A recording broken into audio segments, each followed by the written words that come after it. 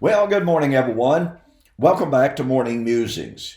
My name is Don K. Preston. I'm the president of Preterist Research Institute of Ardmore, Oklahoma. Now, tomorrow, I'm going to get back to our discussion of the Olivet Discourse as we look closer at Revelation 19. Then, what I'm going to do is go all the way back to Isaiah chapter 2 through 4. I've already shown you where it's the fountain for 2 Thessalonians chapter 1, for Revelation chapter 6, 12 to 17. And what I'm going to show you is how Jesus and Paul and John all quote from the same identical verses from Isaiah chapter 2, and how Jesus very clearly, very undeniably applied those verses from Isaiah chapter 2 to AD 70, which will raise the question: if Jesus applied those verses to AD 70, then when Paul quoted from those same identical verses that Jesus applied to AD 70, what is our hermeneutical justification for saying, well, Paul had something totally different in mind? Oh, and when John quoted from the same identical verses from Isaiah 2 that Jesus applied to AD 70, what is our justification for saying, John clearly had a different event in mind from what Jesus applied it? So that's where we're headed, all right? And we're going to get to that, but I got to tell you, I am absolutely stoked. I want to introduce today my brand spanking new book titled Temple to Telos. You know, I work literally for years, in many instances, researching, writing, refining, editing, etc., in order to produce a book. The editing process has no end. I'm telling you. Solomon said, of the writing of books there is no end, back in Ecclesiastes chapter 1. Well, guess what? Of the editing of books, there is no end. Without, I write a book, and I generally have 4 or 5 proofreaders, including my wife, who did professional proofreading at a newspaper for a good long while. And you think you've got it down. Think you've got a perfect book. Well, you get the published book in your hand, you open it up, and the very first place you open it up to, you find errors. Now, I haven't done that with this book. Okay. But anyway, I just want to tell you about this book. Let me say this. This book is absolutely revolutionary. And I mean that. I have said this on many occasions. One of the greatest oversights in modern evangelical Christianity is failing to recognize and failing to honor the fact that God's Old Covenant promises made to Old Covenant Israel serve as the source for all New Testament eschatology. Now, I made that comment many years ago in one of my books. And in one of my formal debates with a minister from the Churches of Christ, he got up and literally ridiculed. Can you believe that Don Preston actually wrote such a thing as this? That is absolutely ridiculous. So I got back up with PowerPoint presentations and demonstrated from Paul that his doctrine of the resurrection, which obviously means his doctrine of the coming of the Lord, his doctrine of the judgment, was nothing but what Moses, the law, and the prophets said would take place. Paul said his eschatology was nothing but the hope of Israel, Israel after the flesh. I showed charts where Peter said his eschatology was the anticipation of the fulfillment of Moses, Samuel, yea, all of the prophets who have ever spoken. And he said that in regard to the coming apokatastasis, the restoration of all things. He said his doctrine of the day of the Lord, the new heaven and new earth, was from the prophets who had spoken beforehand. 2 Peter chapter 3. John's apocalypse is about the fulfilling of everything that the prophets said would come. Revelation 10:7, Revelation 22:6, etc., etc. My opponent in that debate never ridiculed my statement again. But here's the point. In the amillennial and the postmillennial world, it is taught God was through with Israel, Old Covenant Israel, at the cross. Now, postmillennialists say, oh, well, Israel will be converted at the end of the Christian age. It's a false teaching, but that's what they teach. They tell us the law of Moses was nailed to the cross. Well, that's a false teaching. It's not what the Bible teaches. But that's what amillennialists and postmillennialists say. The law of Moses was nailed to the cross and will never, please catch this, will never be restored. Not only do the amillennialists and the postmillennialists teach that, but dispensationalists also teach the law of Moses was fulfilled in the first century and will never be restored. That's what Thomas Ice, leading dispensationalist, says and teaches. Consider then the following that I bring out in this book, and I document from amillennialists, postmillennialists, dispensationalists, everything that I just shared with you. Okay? So, all three futurist views say the law of Moses was nailed to the cross, done away with in the first century, never to be restored. Based upon that 100% consensus, notice the following. The temple at Jerusalem, the temple that stood in the first century when Jesus was here.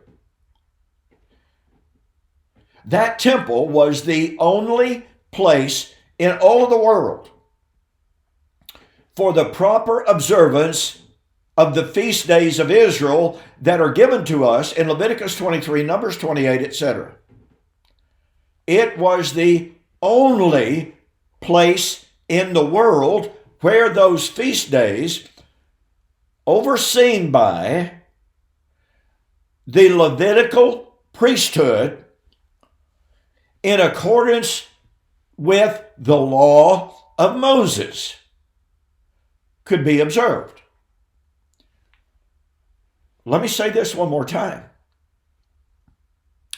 The Jerusalem temple that stood in the days of Jesus, administered by the Levitical priesthood in accordance with the law of Moses, was the only place in all of the world where the Jewish feast days could be celebrated, overseen, and administered, period.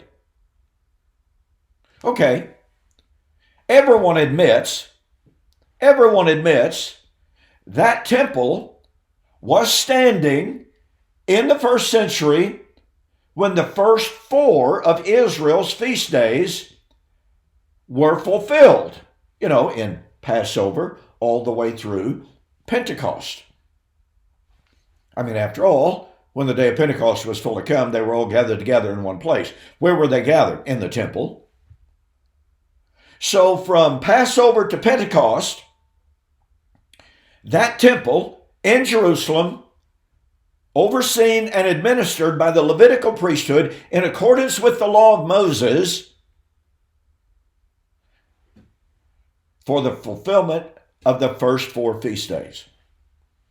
Now, the last three of Israel's feast days, Rosh Hashanah, Yom Kippur, and Sukkot. They foreshadowed, please catch this, the judgment, the coming of the Lord, and the resurrection. Now, I want you to ask yourself the question. It is a question that I pose in this book over and over again. If that first century temple had to be standing, functioning in accordance with the law of Moses, overseen by the Levitical priesthood, if it had to be standing for the fulfillment of the first 4 feast days, then why would not that same identical temple, that very same identical temple, not have to be standing for the fulfillment of the final 3 feast days? Which would mean, why would that temple not have to be standing at the time of judgment, parousia, resurrection? Now, it's prima facie, it's empirically true, that temple and that priesthood no longer stands. So where are you going to get the fulfillment of those final 3 feast days? Remember, that Jerusalem temple that stood at the time of Jesus is the temple that stood for the fulfillment of the first 4 feast days. Not another temple.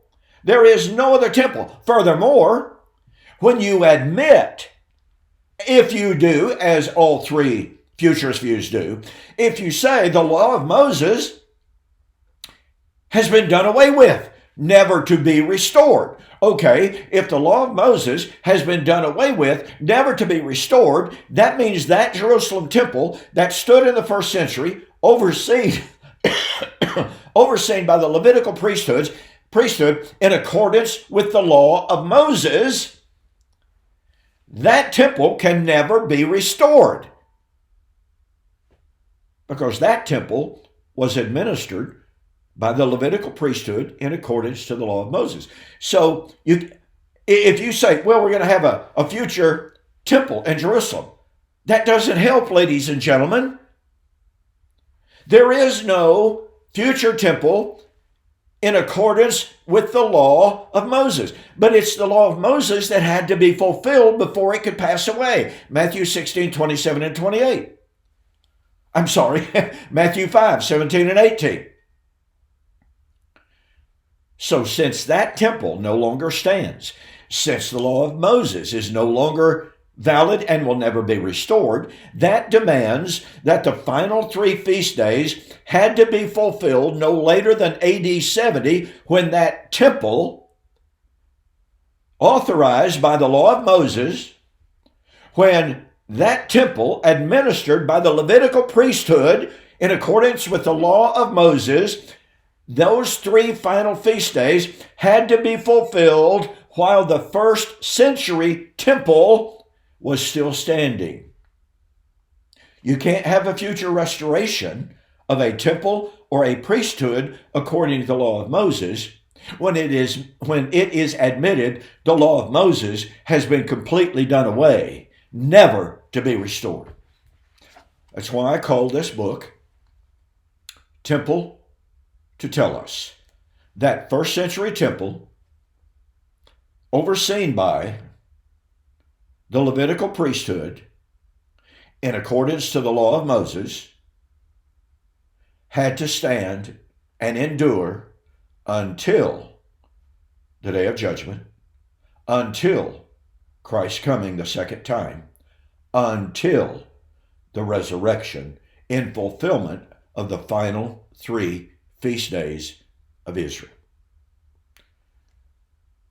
Like I said, this is revolutionary.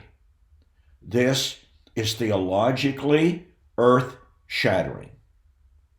Now, until the first of the year, okay, we don't have much time left in November, obviously, but for the entire month of December 2022, U.S. orders only. Now, the book's already available, been out for about a month on Kindle, on Amazon. So you can go there and look up Temple to Tell Us, and you can get it on Kindle. But the paperback copy is now available. For the rest of this year, until January 1, you can order this book, total delivered price, $12.95. Go to my website, donkpreston.com, BibleProphecy.com. Be a banner right up at the very top. Just click on it. Order the book. I want to tell you what, folks. This is a theological atom bomb. Unless you can prove, listen to me, unless you can prove that the final 3 feast days of Israel could be fulfilled without the temple, without the priesthood, without the law of Moses. If you can't prove that, and you can't, then full preterism is absolutely 100% proven to be true. Get yourself a copy of this book.